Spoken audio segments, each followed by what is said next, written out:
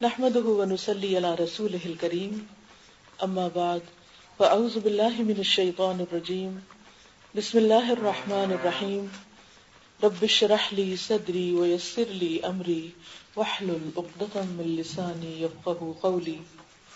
اللہ تعالیٰ نے انسان کو بنایا اور وہ انسان کی تمام ضرورتوں سے بہت اچھی طرح واقف ہے۔ انسانوں میں سے کوئی انسان ہمیں اتنا نہیں سمجھتا جتنا ہمیں ہمارا رب سمجھتا ہے، کیونکہ ہم اس کی تخلیق ہیں۔ اسی طرح اس کے علاوہ کوئی اور ایسا نہیں ہو سکتا جو ہمارا ایسا خیر خواہ ہو جیسا خیر خواہ وہ ہے۔ کوئی ہم سے اتنی محبت نہیں کر سکتا جتنی محبت وہ ہم سے کرتا ہے۔ کوئی ہمارے لیے اتنا مہربان نہیں ہو سکتا جتنا وہ ہمارے لیے مہربان ہے، کیونکہ اس نے ہمیں بنایا ہے، ہم اس کی تخلیق ہیں، ہم اس سے بلانگ کرتے ہیں۔ اس نے جہاں ہماری جسمانی ضروریات کے لیے بہت کچھ پیدا کیا، زمین و آسمان تک کی بہت سی چیزیں ہماری خدمت میں لگی ہوئی ہیں، وہاں اس نے ہماری رہنمائی کے لیے، ہماری عقل کی رہنمائی کے لیے، ہماری ہدایت کے لیے رسول بھیجے، کتابیں بھیجی۔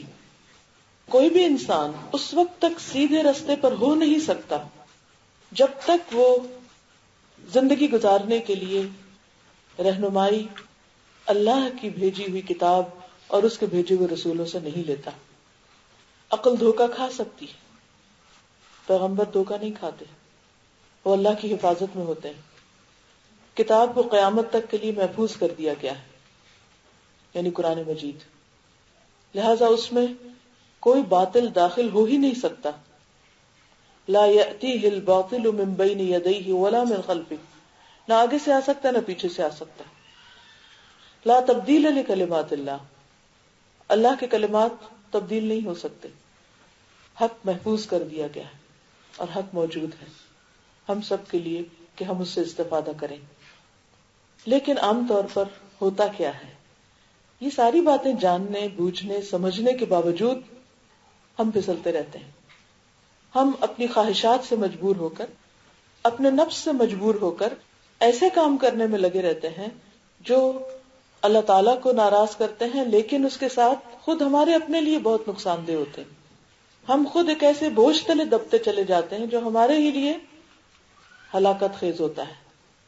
اس لیے بہت ضروری ہے کہ ہم اپنے اس بوجھ کو دور کریں اور ہم زندگی اس طرح بسر کریں جس طرح ہمارا رب ہم سے چاہتا ہے، تاکہ ہم دنیا کے نقصان سے بھی بچ سکیں اور آخرت کے نقصان سے بھی۔ عموماً جب اللہ تعالیٰ کی اطاعت یا عبادت کی بات ہوتی ہے تو ہم بعض اوقات یہ سمجھتے ہیں کہ شاید ہم پر کوئی بوجھ ڈال دیا گیا یا ہمیں مشکل میں ڈال دیا گیا اور شاید اس کا کچھ فائدہ کسی اور کو ہو، لیکن ہم یہ بھول جاتے ہیں کہ اللہ تعالیٰ کی عبادت میں اللہ کا کوئی فائدہ نہیں، کیونکہ اس کو تو ضرورت ہی نہیں ہے۔ زمین و آسمان کی ہر چیز اس کی عبادت میں لگی ہوئی ہے، ہم نہ بھی جھکے تو اسے کوئی فرق نہیں پڑتا۔ لیکن جب ہم نہیں جھکتے یا جس کام کے لیے ہمیں پیدا کیا گیا ہے ہم وہ نہیں کرتے تو یہ ہمارے ہی لیے نقصان دہ ہو جاتا ہے۔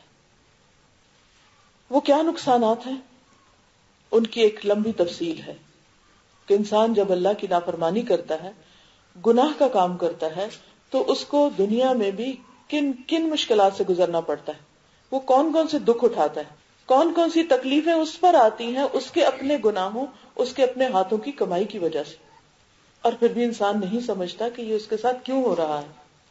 جب کوئی مشکل آتی ہے، تکلیف آتی ہے، تو ہمیں سمجھ نہیں آتی کہ تکلیف کیوں آئی ہے۔ اسی طرح یہ ہے کہ انسان جتنے جتنے گناہ کرتا جاتا ہے اس کا دل اتنا ہی سیاہ ہوتا جاتا ہے اور اس کے دل کی روشنی ختم ہونے لگتی۔ اللہ نے ہر انسان کو ہدایت پر پیدا کیا ہے، فطرت پر پیدا کیا ہے، لیکن انسان جب اللہ کی نافرمانی کے کام کرتا ہے تو اس کا دل سیاہ ہونے لگتا ہے۔ دل کی خرابیوں اور ان کی اصلاح پر بہت سی کتابیں لکھی گئی۔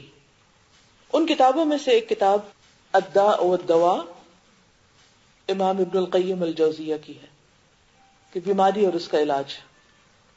یہ کتاب دل کی بیماریوں اور ان کے علاج سے متعلق ہے اور بہت زبردست کتاب ہے۔ اس کتاب کا ایک باب میں آپ کے ساتھ شیئر کروں گی، اور اس کے بعد میں آپ سب کو ریکمینڈ کروں گی کہ آپ اس کتاب کا مطالعہ ضرور کریں.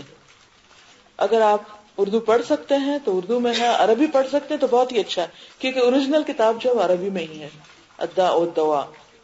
اور اگر آپ عربی اور اردو دونوں نہیں پڑھ سکتے تو انگلش میں بھی ایک ابریڈ سا ورژن ہے، اتنا اچھا نہیں ہے وہ، اس کا حق ادا نہیں کیا کتاب کا، لیکن بہرحال کچھ نہ کچھ فائدہ ہو سکتا ہے. اور اگر آپ اردو سمجھ سکتے ہیں تو میں نے اس کو پڑھا کر اس کی آڈیو ریکارڈنگ بھی کی ہے، ساتھ ساتھ ایکسپلین بھی کیا کہ کچھ عبارتیں مشکل ہوتی ہیں تو عام طور پر لوگ پڑھنے میں پھر گھبراتے ہیں. بہرحال اس کا ایک باب میں نے آج سلیکٹ کیا ہے آپ کے ساتھ شیئر کرنے کے لیے، اور وہ ہے دل پر گناہ کے اثرات. یعنی جب ہم اللہ کی نافرمانی کرتے ہیں تو خود ہمارے دل پر کیا اثر ہوتا ہے. اور یہ آپ کو معلوم ہے کہ دل ہمارے جسم کے اندر ایک سردار کی حیثیت رکھتا ہے، یا ایک کنٹرولنگ اتھارٹی ہے.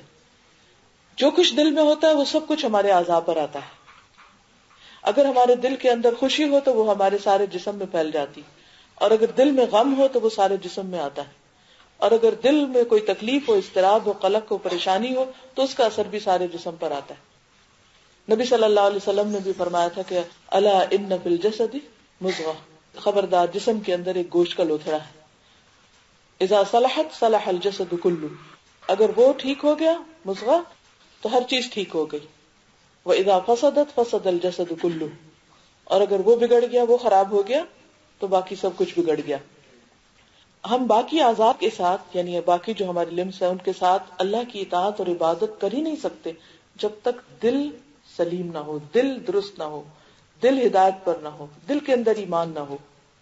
یہ ہم سب پر بہت لازم اور ضروری ہے کہ ہم دلوں کی اصلاح کے لیے باقاعدہ کوشش کریں، مجاہدہ کریں اپنے ساتھ. جب ہم دین کی طرف آتے ہیں تو عام طور پر ہماری ساری توجہ کس طرف لگ جاتی ہے؟ ظاہر پہ، ریچولز پہ. مجھے اس سے انکار نہیں ہونا چاہیے، وہ بھی دین کا ایک حصہ ہے. اللہ کی مرضی کے مطابق جتنے بھی کام ہو سب عبادت ہے. لیکن اگر دل خراب ہے، نیت خراب ہے، اخلاص کی بجائے ریاکاری ہے، ایمان کی بجائے نفاق ہے، دل کی سلامتی کی بجائے وہاں پر مرض ہے، جیسے سورۃ البقرہ کے شروع میں آتا ہے فی قلوبہم مرض، منافقین کے بارے میں کہ ان کے دلوں میں بیماری ہے. فزادہم اللہ مرضا، تو اللہ نے ان کی بیماری کو اور زیادہ بڑھا دیا ہے. تو دل کی بیماری منافقت کو جنم دیتی ہے، اور جب انسان گناہ کرتا ہے تو دل بیمار ہوتا ہے، اور دل بیمار ہو تو انسان کے ایمان میں کمزوری آ جاتی ہے، اور جب کمزوری آتی ہے تو انسان کے اعمال کے اندر روح نہیں رہتی، وہ درست نہیں ہوتے. تو اس لیے اگر دل خراب ہے تو اس کا مطلب یہ ہے کہ ہر چیز خراب ہے. تو یہ بہت فکر مند ہونے کی ضرورت ہے. ویسے فزیکلی اگر کسی کے دل میں کوئی تکلیف ہو تو انسان فوراً دوڑتا ہے اور علاج کرتا ہے، پورا لائف سٹائل تبدیل کر لیتا ہے تاکہ دل سلامت ہو، دل صحت مند ہو. تو اگر روحانی طور پر دل بیمار ہے تو ہم کیوں سوئے ہوئے ہیں؟ ہم کو جاگنے کی ضرورت ہے. تو آئیے دیکھتے ہیں کہ دل بیمار کیوں ہوتے ہیں، یعنی گناہوں کی وجہ سے. تو گناہ کیسے کیسے اثرات ڈالتے ہیں.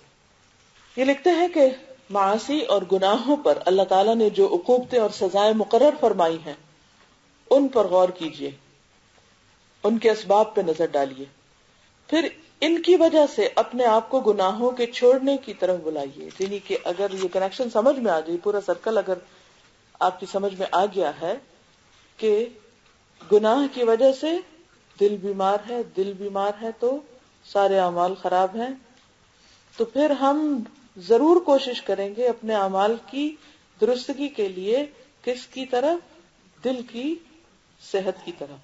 اور پھر دیکھیے کہ روٹ کیا ہے، کیوں بیمار ہے دل.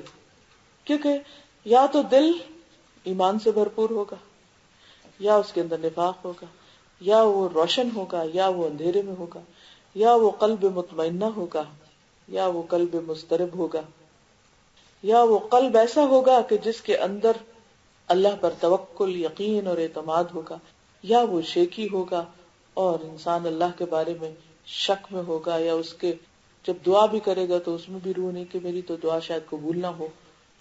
تو ہم سب کو اپنا اپنا جائزہ لینا ہے اور روٹ کاز دیکھنا ہے کہ کیا چیزیں ہیں، کون سی چیزیں ہیں، اسباب کیا ہیں کہ جس کی وجہ سے میرا دل مطمئن نہیں.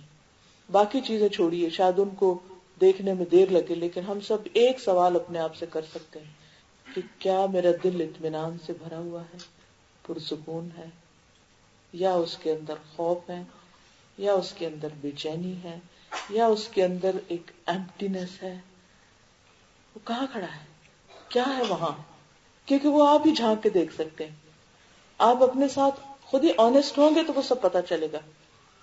کیونکہ اگر وہ ایمپٹی ہے، اگر کسی چیز میں دل لگتا نہیں، تو ایسی صورت میں پھر بہت ضروری ہے کہ ہم فکر مند ہو جائیں اور کچھ کرنے کی طرف چلیں. کہتے ہیں کہ کسی عاقل اور دانش مند نے، یعنی کسی بھی عقل سمجھ رکھنے والے نے، اگر ان میں سے صرف چند چیزوں کو بھی سمجھ لیا تو یہ اس کے لیے بہت کافی ہو جائیں گی. نمبر 1، دل پر گناہوں کا اثر یہ ہوتا ہے کہ انسان کے دل اور کانوں پر محرومی کی مہر لگ جاتی ہے. احساس محرومی ہوتا ہے، ایک ڈپریویشن کا احساس ہوتا ہے. آنکھوں پر پردے پڑ جاتے ہیں، دل پہ تالا لگ جاتا ہے، دل پردے میں دب جاتے ہیں، زنگ آلود ہو جاتے ہیں، دل اور آنکھیں الٹ جاتی. گناہ انسان اور اس کے دل کے درمیان حائل ہو جاتے ہیں اور اس کو اللہ کے ذکر سے غافل کر دیتے ہیں. اس میں پھر اس کا دل نہیں لگتا، وہ اس کو خود اس کی اپنی جان سے غافل کر دیتے ہیں. گناہ سینوں کو تنگ کر دیتے ہیں، دل کو بھیجتے ہیں، حق سے بھٹکا دیتے ہیں، غلط راہ پر لگا دیتے ہیں اور دل الٹ کر رہ جاتے ہیں. پھر